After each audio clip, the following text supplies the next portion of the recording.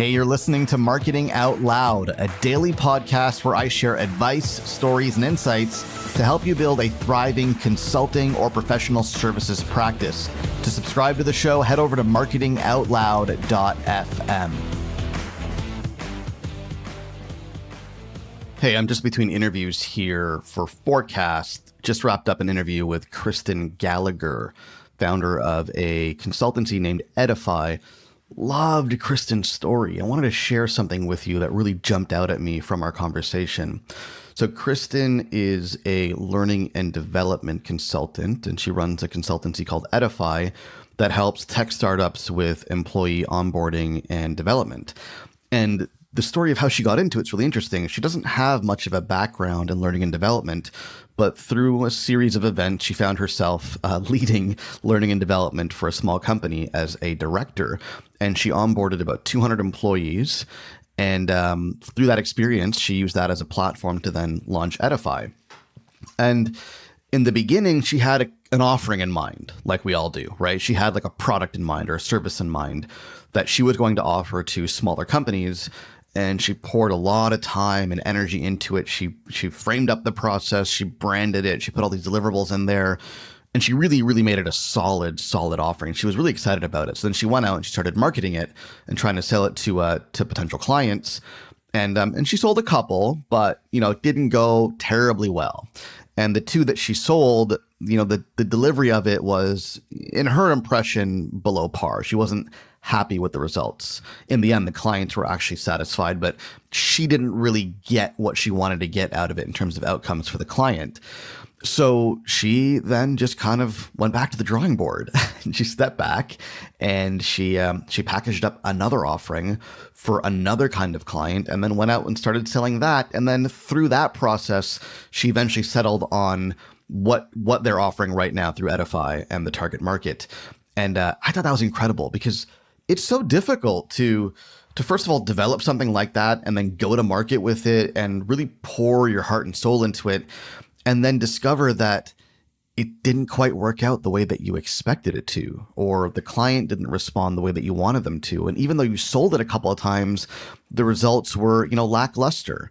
That's not easy. I think a lot of people in her shoes would have just kind of taken that very personally, right? They would have attributed that quote unquote failure to themselves, right? They would have said, well, I guess I don't have what it takes. And this was, remember, this is Kristen's first kind of real attempt at building a consulting practice, right? So a lot of people would have just said, you know what, I guess I just don't have what it takes. I tried, I gave it my best effort. I actually got a couple of clients, but the engagements, they failed. So I guess I can't do this. I might as well go back and find a job.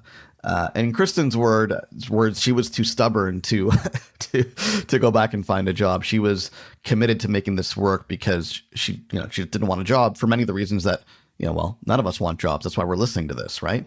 So she was kind of stubborn about it and just decided to proceed and try something else. And look, that's exactly what you need to do. The thing is, if you attribute a failure, and I'm putting failure in air quotes here because what you think is a failure might not be a failure.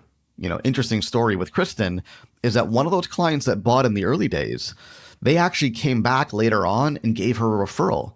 So whereas she thought the engagement didn't really go well, the client had a different perspective on that. They actually thought it went well enough that they were willing to give her a referral. So that's pretty impressive, right? So whenever you have these kinds of quote unquote failures, remember it's, sure, you might have failed.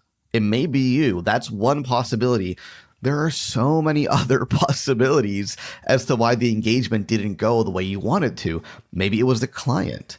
Maybe it was the circumstances. Maybe you didn't package the right offering for that client. Maybe, it was the timing. I mean, it could be anything, right? So to attribute a failure to yourself and to take it personally and to somehow lose confidence or lose self-esteem in your abilities because one or two engagements didn't go the way you thought they would go. It's ridiculous. I mean, you're one factor in this equation, right? There's so many other things that could go wrong and quite often do go wrong. Now, if you're failing more than you're winning, then that's a different story, right? So I'm not saying keep doing what you're doing and keep failing and don't attribute anything to yourself. No, you as a consultant, as a professional, you've got to take responsibility. You've got to take ownership for delivering the outcome that you promised to your client. But if one or two don't go very well, don't blame yourself all the time. Don't just assume that you don't have what it takes. Don't take it personally, because quite often there are other things that are going on that prevented the client from getting that outcome or from getting that result.